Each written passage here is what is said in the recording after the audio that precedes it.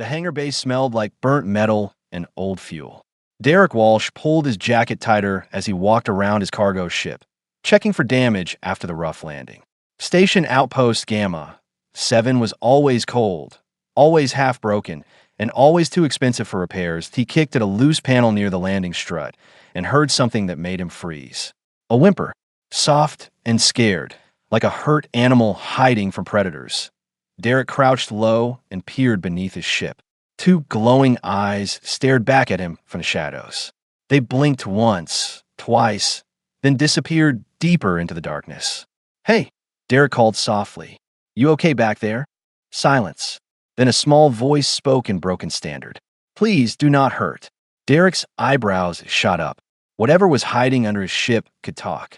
He lowered himself onto his stomach and crawled forward, ignoring the cold metal against his chest. The dim light from his work lamp caught something that made his breath catch. Scales. Crystalline scales that sparkled even in the poor light. They covered a tiny body no bigger than a house cat. Membrane wings lay folded against trembling sides. The creature was shaking so hard its scales clicked together like wind chimes. "I'm not going to hurt you," Derek said, keeping his voice gentle. "What are you doing under my ship?" The creature crept forward an inch. Derek could see it better now. It looked like the dragons from old Earth stories, but smaller and somehow more real. Its eyes held an intelligence that made his skin prickle. "Need help," the dragon child whispered. "Mama is dying. Will you help?" Derek felt his heart drop into his stomach. He had seen a lot of strange things hauling cargo across the frontier, but nothing like this. The creature's voice carried such desperate hope that it hurt to hear. "Where's your mama?" Derek asked. "Outer hull. Section 9 Black. She crashed 3 cycles ago. Bad people hurt her. Took our ship. Left us to die." The dragon child's voice cracked. "Security will not help. They say we are not registered species. They say we are illegal." Derek knew exactly what that meant. Stations like Gamma 7 only protected species listed in the Galactic Registry. Everyone else was considered contraband or pest animals. If station security found an unregistered alien, they would either throw it out an airlock or sell it to the highest bidder. "Why come to me?" Derek asked, though he was already mentally running through his supplies, trying to remember if he had any medical equipment that might work on an alien. The dragon child moved closer, close enough that Derek could see the details of its face. It had small horns, delicate features, and those impossibly bright eyes. "Mama taught me to sense warm light. She said warm light means helper, not hunter. You have the brightest warm light I ever saw." The creature looked down at its claws. "You are my only hope." Derek closed his eyes for a moment. He thought about his shipping license, his carefully maintained clean record, his comfortable, if lonely life running freight between mining colonies. Helping an illegal alien would destroy all of that. Station Command would blacklist him. He would never work in registered space again. That he opened his eyes and looked at the shivering dragon child. "What's your name?" he asked.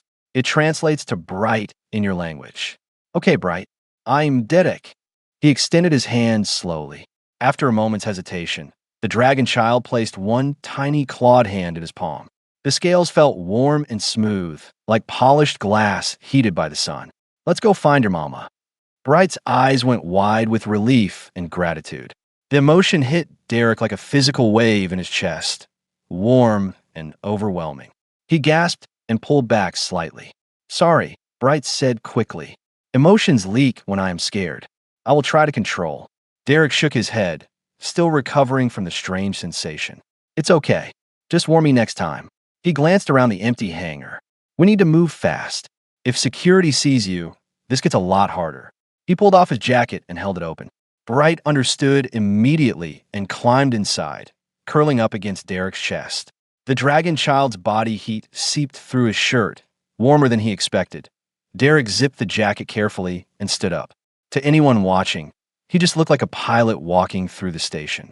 They could not see the illegal alien pressed against his ribs or feel the tiny heartbeat racing with fear and hope. Yes, he walked toward the maintenance corridors that would take them to Section 9 Black. Derek wondered what he was getting himself into. He had no medical training beyond basic field care. He did not know anything about dragon biology.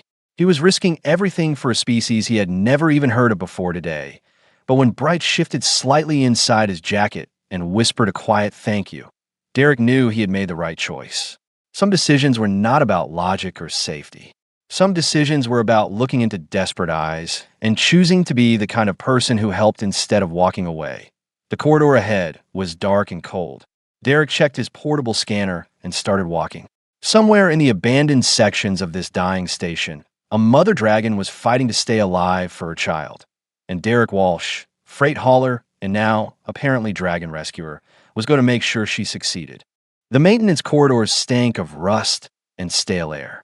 Derek followed Bright's whisper directions, moving deeper into sections of the station that had been abandoned years ago. Emergency lights flickered overhead, casting shadows that jumped and danced along the walls. Left here, Bright murmured from inside Derek's jacket, then down 3 levels. Derek found the access ladder and started climbing down. The metal rungs were slick with condensation. His boots slipped twice, and each time his heart jumped into his throat. Falling here meant breaking bones at best, dying alone in the dark at worst. At the bottom, the air felt different. Colder, thinner. Derek checked his scanner and swore under his breath. The atmospheric readings were all wrong. This section was barely holding pressure. Bright, are you sure your mama is down here? Derek asked. Yes. She cannot go farther. Too hurt. Bright's voice was small and scared. Please hurry. Her light is fading. Derek did not ask what that meant. He just moved faster. They found the outer hull breach 15 minutes later. Someone had sealed it poorly with emergency foam that had hardened into yellow chunks. Through a gap in the foam, Derek saw stars. Cold space waited just beyond the thin barrier, and wedged between 2 hull plates was an escape pod. It looked like it had been through a war. Scorch marks covered the surface. One whole side was caved in. Fluid leaked from cracks in the metal, freezing into crystals as it hit the cold air. Mama, Bright cried out. Derek unzipped his jacket and let the dragon child scramble free. Bright ran to the escape pod and pressed tiny claws against the damaged hatch. A sound came from inside, low and weak, like whine through broken glass. Derek approached carefully. The pod's emergency lights were still flickering, which meant some power remained. He found a manual release and pulled. The hatch resisted, then groaned open with a screech of bent metal. Heat washed over him. The inside of the pod was warm as summer despite the freezing corridor. And there, taking up nearly all the space, was the mother dragon. She was massive. Her body stretched the length of Derek's entire cargo hold back on his ship. Crystalline scales covered her, each one as large as Derek's hand, but their light pulsed weakly. Where Bright scales sparkled like stars, hers flickered like dying embers. Deep wounds cut across her torso. Something dark and thick oozed from the gashes. It glowed faintly, and Derek realized he was looking at dragon blood. The smell was strange, like hot metal and flowers. The mother dragon's eye opened. It was enormous, the size of Derek's head, and it focused on him with frightening intelligence. Her pupil contracted. Derek felt his legs go weak under that ancient gaze. She tried to speak but only managed a wet cough. More glowing blood leaked from her mouth. She cannot talk in standard when she is this weak, Bright said, climbing onto her mother's neck. But she can share feelings. May she touch you? Derek swallowed hard. Will it hurt? No. It is how we communicate when words fail. Derek nodded and stepped closer. The mother dragon extended one massive claw. It was bigger than Derek's entire hand, sharp as knives, but she moved with careful gentleness. The tip of one talon pressed against Derek's chest, right over his heart. Emotion flooded him. Not his emotions. Hers, fear, overwhelming fear for her child. Images flashed through Derek's mind. A beautiful world of crystal caves and singing stars. Then darkness. Explosions. Ships with cruel weapons firing on defenseless dragons. Running. Fleeing through space. Pirates chasing them, wanting their scales, their bones, their hearts. Everything that made them valuable to the hunters. The mother dragon showed him her crash landing on the station, hiding in the abandoned sections, trying to protect Bright, growing weaker each day, knowing she was dying but unable to find help. Then she showed him what she saw in Derek, the warm light Bright had mentioned. She did not know what it meant, but she recognized it as something good. Something safe. She showed him her desperate hope that this stranger might save her child. The connection broke. Derek staggered backward, breathing hard. Tears ran down his face without him noticing. She asks if he will help. Bright translated. She knows she might die, but if you save me, she can rest. Derek looked at the mother dragon's wounds more carefully. Years of hauling freight had taught him basic field medicine. Broken bones, cuts, burns. He had treated them all, but this was different. The wounds were infected with something. Dark tendrils moved under the mother dragon's scales, spreading slowly through her body like poison. What is that? Derek pointed. Parasite bombs. The pirates use them. Bright's voice shook. They burrow inside and eat us from within. It makes us weak, so we cannot fight. Then they harvest us while we still live. Derek felt sick. He crouched down and examined the wounds closer. The parasites avoided his hands when he got near. One touched his skin and immediately died, shriveling into ash. Bright, did you see that? The dragon child leaned closer. They died when they touched you. Derek's mind raced. Human biology was toxic to the parasites. That was something. That was a start. But the mother dragon needed more than parasite removal. She needed surgery. Blood. Carrie could not provide in an abandoned station corridor. Alarms began wailing overhead. Red lights started flashing. Security detected the breach, Derek said. They are coming. The mother dragon moved despite her pain. She pushed something into Derek's hand with her claw. A crystalline scale, warm as a living thing. Through the touch, Derek felt her plea. One word that needed no translation. Please. Derek closed his fist around the scale. He looked at Bright, then at the dying mother, then back at the corridor where security would appear any moment. We are moving her, he said. Both of you are coming with me. She is too big, Bright protested. Then we make her fit. Derek was already running through options. His ship had cargo clamps, heavy-duty straps. Trust me. The mother dragons, I brightened slightly. Hope flickered in its depths. Derek smiled grimly. Let us go steal a dragon. Derek ran back to his ship faster than he had ever moved. Security boots echoed in the corridors behind him, getting closer. He burst into the hangar bay and sprinted to his cargo hold, punching the access code with shaking fingers. The hold doors hissed open. Derek grabbed his emergency equipment kit and the industrial straps he used for securing cargo containers. Then he took the magnetic clamps from his external cargo system. They were designed to move shipping containers in zero gravity, but today they would move something far more precious. He ran back to the maintenance corridors. Two security guards rounded the corner ahead. They saw him and shouted, "Stop! This area is restricted." Derek did not stop. He ducked into a side passage and kept running. The guards followed, but Derek knew these corridors better than they did. Years of freight work taught him every shortcut on every station that he reached the outer hull section and found Bright trying to drag pieces of hull plating. The dragon child was strong for its size, but not strong enough. "Help me make a sled," Derek said, dropping to his knees. He arranged the plating into a flat surface and used his straps to hold it together. "We pull your mama on this." Together they worked.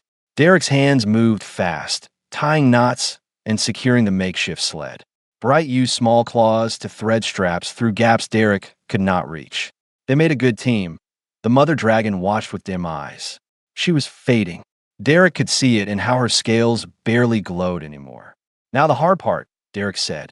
He positioned the magnetic clamps and activated them. They hummed to life, gripping the hull plating of the sled. "Bright, I need you to help guide your mama onto the sled. Can you do that?" Bright nodded. The dragon child climbed onto the mother's neck and spoke in a language Derek did not understand. It sounded like crystal bells ringing. The mother dragon groaned. She moved. Each shift of her massive body clearly caused horrible pain, but she did not stop. Inch by inch, she dragged herself from the broken escape pod onto the sled Derek had made. Blood dripped from her wounds. Derek tried not to think about how much she was losing. "Good," he said when she was finally positioned. "Now we run." He activated the magnetic clamps to maximum power. They pulled the sled forward. The mother dragon's weight was enormous, but the clamps were designed for cargo containers weighing several tons. They could handle it. Barely, Derek pulled. The sled scraped along the corridor floor with a terrible screech. Security would hear it. Everyone would hear it. But there was no other choice. Bright ran ahead, using its small size to scout corners and warn Derek about obstacles. Twice they had to change routes when security got too close. Once they had to hide in a storage room while guards passed within feet of them. The mother dragon stayed silent through it all. Derek did not know if she was unconscious or just holding back sounds of pain. Either way, he was grateful. They reached the hangar bay. Derek's ship waited with its cargo hold still open. He pulled the sled up the ramp, muscles screaming in protest. Sweat poured down his face despite the cold. Almost there, he gasped, Bright helped by pushing from behind. The dragon child's small body strained with effort. They got the mother dragon inside. Derek secured the sled to the cargo hold floor with every strap he had. He covered her with thermal blankets. It was not much, but it was something. Stay with her, Derek told Bright. I need to get us out of here. He ran to the cockpit and dropped into the pilot's seat. His fingers flew over the controls. Engine ignition, power to thrusters, unlock landing clamps. The hangar bay doors were still sealed. Derek swore and hit the emergency override. Warning sirens blared. Station command's voice crackled over the radio. Cargo vessel registration Hotel 79. You are not cleared for departure. Stand down immediately. Derek ignored them. He fired up the engines to full power. The hangar door started to open, but too slowly. Security vehicles were entering the bay, blocking his path. Guards in armor suits raised weapons. Derek made a choice. He slammed the throttle forward. His ship lurched ahead while the hangar doors were still only half open. The atmospheric containment field shimmered as he punched through it. Alarm screamed. The ship's shields absorbed hits from the guards' weapons. He cleared the hangar just as the doors tried to close. Metal scraped metal. Sparks flew. Then they were out, racing away from the station at full thrust. Defense turrets opened fire. Energy bolts streaked past the cockpit windows. One hit the rear shields, and the whole ship shook. Warning lights flashed across every panel. Derek threw the ship into a spin, dodging through a pattern he had learned flying through asteroid fields. Left, right, drop, climb. The turrets could not track him. Their bolts hit empty space. Then they were out of range. Station Outpost Gamma. 7 shrank behind them, still firing uselessly into the dark. Derek took a shaky breath and checked his instruments. Hull damage in 3 places. Shields at 40%. Fuel reserves lower than he liked. And his transponder was broadcasting his crime to every station in registered space. He was officially a fugitive now. His shipping license was worthless. His clean record was gone. Everything he had built was destroyed. From the cargo hold, he heard Bright's voice. Derek? Mama is getting worse. Derek looked at the star charts. Haven's reach was somewhere beyond the mapped territories. It would take days to reach. Days they might not have. But what choice did they have? He plotted a course into the unknown and engaged the engines. Behind them, everything burned. Ahead, only darkness and desperate hope waited. Hold on, Derek whispered. Both of you just hold on. His ship jumped to faster than light speed. The stars stretched into lines. And somewhere in his cargo hold, a mother dragon fought to stay alive for her child while a human stranger who owed them nothing risked everything to save them. The galaxy had seen many strange things, but it had never seen anything quite like this. Space stretched endlessly in all directions. Derek's ship hummed through the darkness while he sat in the cargo hold with 2 dragons and a medical kit designed for humans. The mother dragon lay on her side, breathing in shallow gasps. Her scales had stopped glowing entirely. That could not be good. Derek opened his medical scanner and pointed it at her wounds. The device beeped in confusion. It was programmed to analyze human biology, not alien dragons. The readout showed nothing useful, just error messages and warnings about unknown tissue types. Useless, Derek muttered. He tossed the scanner aside and looked at Bright. Tell me about your biology. What do I need to know to help her? Bright climbed onto the mother's neck, tiny claws gripping scales carefully. Our scales change color with our health. Bright means strong. Dim means weak. Dark means dying. Derek looked at the mother dragon's scales. They were almost black now. What about the parasites? They eat our life energy. They spread until there is nothing left. Bright touched one of the wounds gently. Dark tendrils moved beneath the scales around the injury. We cannot remove them ourselves. Our claws cannot reach inside our own bodies. Derek thought about how the parasite had died when it touched his skin. Human biology was toxic to them somehow. That was his advantage. He pulled on surgical gloves from his medical kit, then hesitated and took them off. If his skin killed the parasites, he needed direct contact. This is going to hurt her, Derek said. Can you help keep her calm?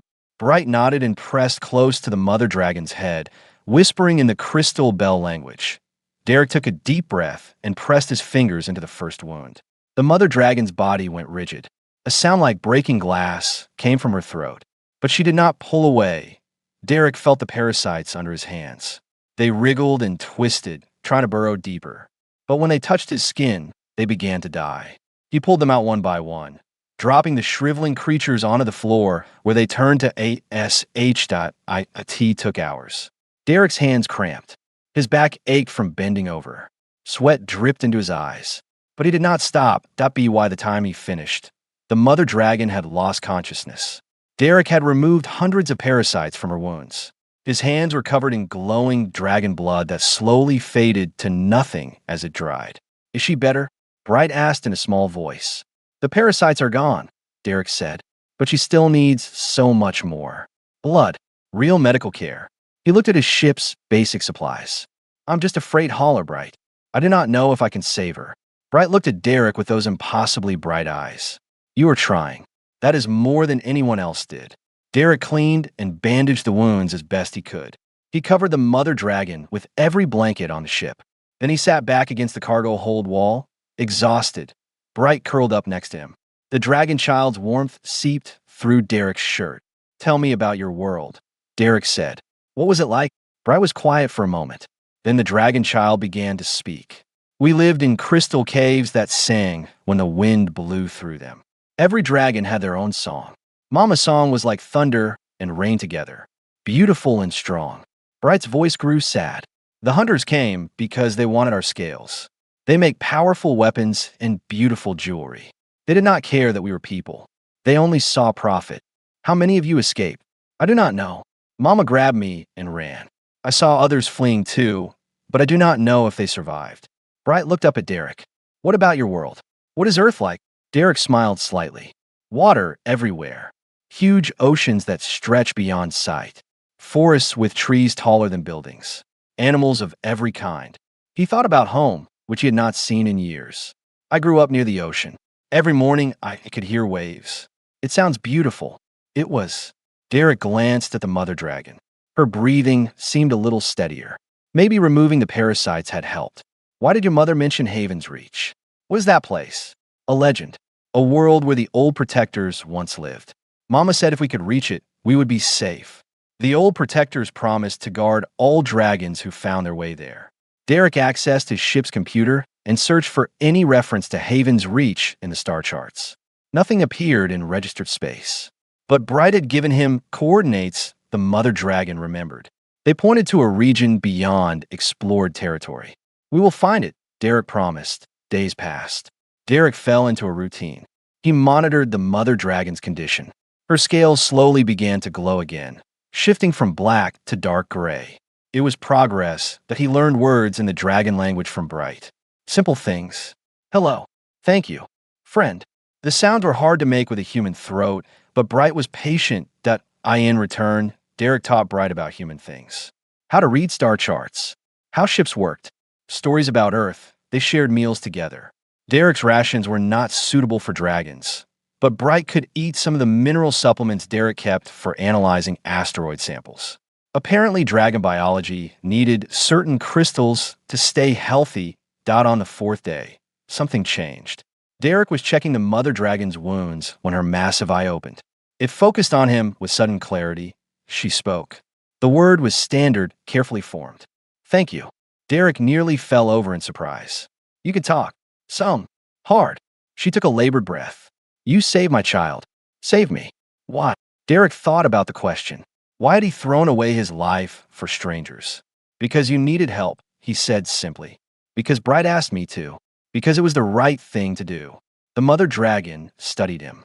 Then she asked something that made Derek's breath catch. Will you protect my child if I die? Derek looked at Bright, who was watching with wide eyes. He looked at the mother dragon, who had fought so hard to keep her child safe. He thought about what it meant to make that kind of promise. Yes, Derek said, I will protect Bright no matter what happens. The mother dragon's relief washed over him like a warm wave. The scale she had given him, which Derek wore on a cord around his neck, pulsed with heat. You are family now, she whispered. Heartbound. Forever. Derek did not fully understand what that meant, but he felt something change inside him. A connection forming. A bond. Then the ship's alarm screamed. Derek ran to the cockpit and checked the scanner's point. 3 ships had appeared behind them. Pirates. The same ones who had attacked the dragons before. They had followed the mother dragon's energy signature across space, and they were closing fast. The pirate ships moved like predators stalking wounded prey. Derek watched them close the distance on his scanner. His small cargo hauler had never been built for combat. Against 3 armed vessels, he had no chance that a transmission crackled through the radio. A rough voice filled with cruel amusement. Cargo hauler, we know what you're carrying. Surrender the dragons, and we might let you live. Fight, and you die screaming. Derek switched off the radio without responding. His mind raced through options. He could not outrun them, not with the damage his ship had taken at the station. He could not fight them with his minimal weapons. And he absolutely would not surrender Bright and the mother dragon to be harvested like animals. That left one choice. Get creative, he ran to the cargo hold where Bright was pressed against the mother dragon, both of them trembling. We are about to get attacked, Derek said, keeping his voice calm despite his pounding heart. I have a plan, but I need your help. The mother dragon lifted her head weakly. I can fight. Channel energy through me. Make your weapons stronger. No, Derek said firmly. You are too weak. That might kill you. Better than letting them take my child. Derek shook his head. There is another way. He looked at Bright. Can you fit inside the ship's ventilation system? Bright nodded. I am small. I can go anywhere. Good. I need you to manually reroute power to specific systems. The controls are damaged, and I cannot do it from the cockpit. Derek pulled up a schematic on his datapad. Can you follow these paths? Bright studied the layout. Yes. Where do you want the power to go? Wait for my signal. When I say go, I need full power to the magnetic clamps and the port thrusters. Can you do that? I will try. Derek turned to the mother dragon. I need something else from you. Not your strength. Just a small amount of energy. Can you charge objects without hurting yourself? She nodded slowly. What objects? Derek grinned despite the fear clawing at his chest. All of my cargo. He ran to his storage containers and started opening them. His current haul was mining explosives. Low-grade stuff used to break up asteroids. Normally, they needed precise detonation sequences to go off. But if the mother dragon could charge them with energy, they would become unstable. Dangerous. Perfect. Derek loaded the explosives into the cargo airlock. The mother dragon touched each container with her claw, and they began to glow with a soft inner light. Derek could feel the energy radiating from them. Bright, get into the vents now, Derek ordered. Wait for my signal. The dragon child scrambled into the ventilation shaft and disappeared. Derek sealed the vent cover and ran back to the cockpit. The pirate ships were right behind him now, weapons charging. They thought this would be easy. Derek cut his engines and let his ship drift. The pirates slowed, confused. Smart choice. The rough voice came over the radio again. Prepare to be boarded. Derek hit the cargo airlock release. The explosive spilled into space behind his ship, tumbling in zero gravity. Dozens of glowing containers spread out in a wide field. What is he doing? One of the pirates muttered over an open channel. Derek waited until the pirates entered the debris field. Then he shouted into the ship's intercom. Bright, now! Power surged through the ship. Bright had done it. The magnetic clamps activated at full strength, pulling on the charged explosives. They accelerated toward the pirate ships like missiles. The first explosion was beautiful and terrible. A pirate vessel took 3 containers to its engine section. The charged explosives detonated with far more force than they should have. The ship's shields collapsed.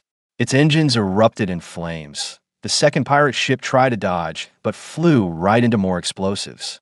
Detonations rippled across its hull. It spun out of control. The third ship broke through the debris field and came straight at Derek. Its weapons locked on. Derek did something insane.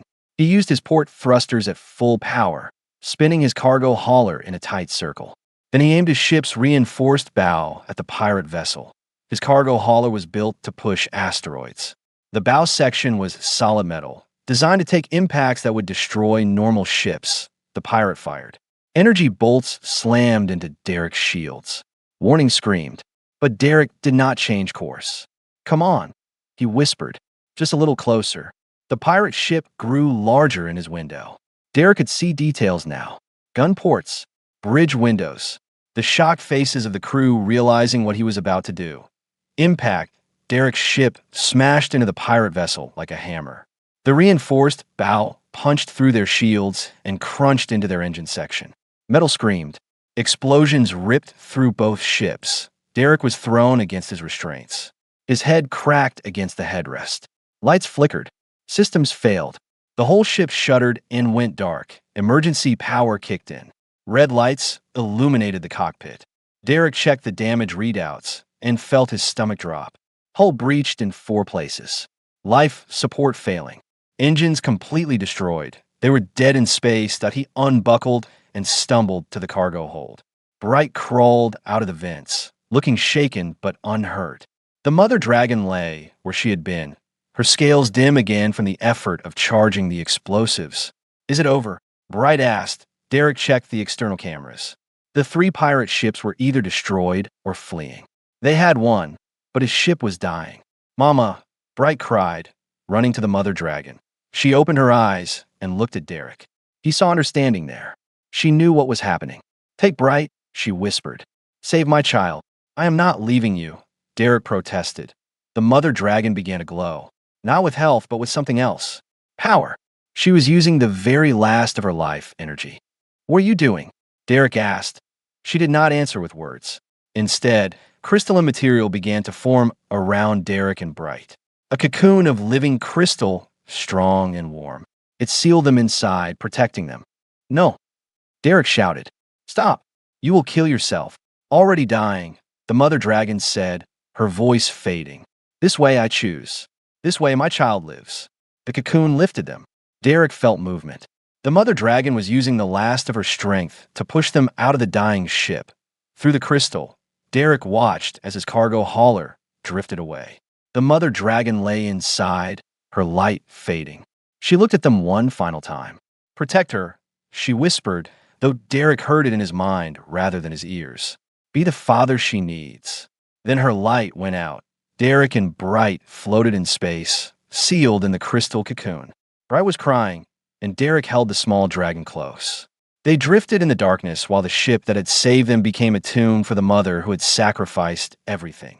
Time became meaningless inside the crystal cocoon. Derek held Bright while they drifted through the emptiness of space. The dragon child had stopped crying, but remained pressed against Derek's chest, small body shaking with grief. Derek wanted to comfort Bright, but what could he say? He had failed. The mother dragon was gone. They were floating in space with no ship, no hope, just waiting to run out of air or freeze to death. Except the cocoon stayed warm, and Derek could breathe just fine. Somehow the crystal was providing everything they needed, but he looked at the scale hanging around his neck. The one the mother dragon had given him. It was glowing now, pulsing with a steady rhythm like a heartbeat. "Bright," Derek said softly. "Is the cocoon using your mother's energy?" Bright looked up with red-rimmed eyes. "Yes, it is her final gift.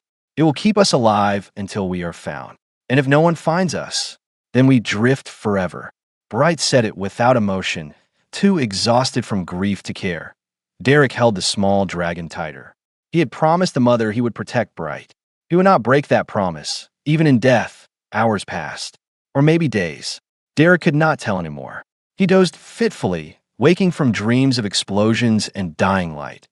Then something changed. The cocoon began to vibrate. Derek snapped awake. Through the crystal walls, he saw lights approaching. Not the harsh white of human ships. These lights were soft and colorful, like the northern lights he remembered from Earth that a ship appeared. But calling a ship felt wrong. It was alive somehow, grown rather than built.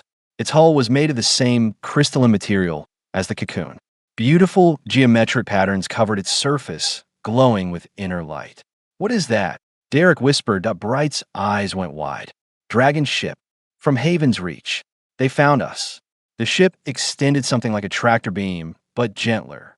The cocoon moved smoothly toward an opening in the hull. They passed through an airlock that sealed behind them with organic precision. The cocoon settled onto a floor that felt warm and soft. Then it began to dissolve, crystal fading like morning mist. Derek and Bright were released into a chamber filled with light and warmth. Dragons surrounded them. Dozens of them, in every size and color Derek could imagine. Some were small like Bright. Others were massive, easily 3 times the mother dragon's size. Their scales reflected light like prisms, casting rainbows across the chamber. An ancient dragon stepped forward. Its scales were pale gold, almost white, and its eyes held the weight of centuries. It looked at Derek, then at Bright, then at the scale hanging around Derek's neck. "We heard her call," the ancient dragon said in perfect standard. "We felt her light go out. We came as fast as we could." "Too late," Bright said, voice breaking. "Mama is gone." The ancient dragon lowered its massive head until it was level with Bright. "No, little one. Not gone. Changed. I do not understand." The ancient dragon touched the scale around Derek's neck with one careful claw. "This is her heart scale. While it remains bonded to someone who loves her, she cannot truly die. She is in stasis, healing, sleeping. It will take many years, perhaps decades, but she will return." Derek felt his breath catch. She is alive, in a way. Her consciousness rests within the scale, protected and preserved. When she is healed enough, she will wake. The ancient dragon studied Derek carefully, but only if her heart scale remains with family, with someone who carries her in their heart. Derek looked down at Bright, who was staring at him with desperate hope. "I am not leaving either of you," Derek said firmly. "I made a promise." The ancient dragon made a sound like wind chimes. Derek realized it was laughter. The mother chose well. "You have the warm light she sought, the sign of a protector." The dragon turned to address the others in the chamber. "This human has proven himself. He fought for our kind, sacrificed his life among his people, protected a dragon child when none else would." The other dragons murmured in their crystal bell language. Some sounded approving, others uncertain. "The question is," the ancient dragon said, "what do we do now?" Derek spoke before he could stop himself. "I promised her I would protect Bright. Let me stay. Let me raise her until her mother returns. I will learn your ways. I will be whatever Bright needs." "You would give up your life as a human, live among dragons? Become something neither human nor dragon, but something between?" Derek looked at Bright, who was watching him with those impossibly bright eyes. He thought about his old life. Lonely freight runs, empty conversations, no family, no purpose. "Yes," Derek said, "I would." The ancient dragon was quiet for a long moment. Then it nodded. "Then you are welcome on Haven's Reach, Derek Walsh. You will be the first human to walk our hidden world. You will raise Bright as your own. And when the mother wakes, you will return her child healthy and whole." Relief flooded through Derek. Bright launched forward and wrapped around him, tiny claws gripping his shirt. "Thank you," Bright whispered. "Thank you for not leaving me." Derek hugged the small dragon. "Never. We are family now." The ancient dragon smiled. "Kulme, let me show you your new home." They traveled deeper into the dragon's ship. Through windows, Derek saw a planet unlike anything he had imagined. Crystal formations rose from the surface like frozen music. Energy rivers flowed through the air. Dragons of all kinds filled the skies to Haven's Reach. A sanctuary. A home. The ship landed in a crystal valley. Derek stepped out on his solid ground with Bright riding on his shoulder. Other young dragons approached curiously, and Bright climbed down to meet them. Derek watched Bright play for the first time since they had met. The grief was still there, but so was something else now. Hope. Joy. The chance for a future. An elder dragon approached Derek. "It will not be easy. Raising a dragon child. Learning our ways." "I know," Derek said, "but I have time, and I have a reason to try." He touched the scale around his neck. It pulsed warmly. Somewhere inside, a mother dragon slept and healed, trusting him with her most precious treasure. Derek smiled as Bright tumbled with other young dragons, already making friends. He had lost everything to save them. His ship, his career, his place in human society. But he had gained something far more valuable: a family, a purpose, a home, and someday, when the mother dragon woke, they would all be together. A human, two dragons, and a bond that transcended species. Until then, Derek would keep his promise. He would protect Bright. He would learn to be the guardian a dragon child needed, that he was no longer a freight hauler drifting alone through space, that he was a father, a protector, a bridge between two species, and he had never felt more alive.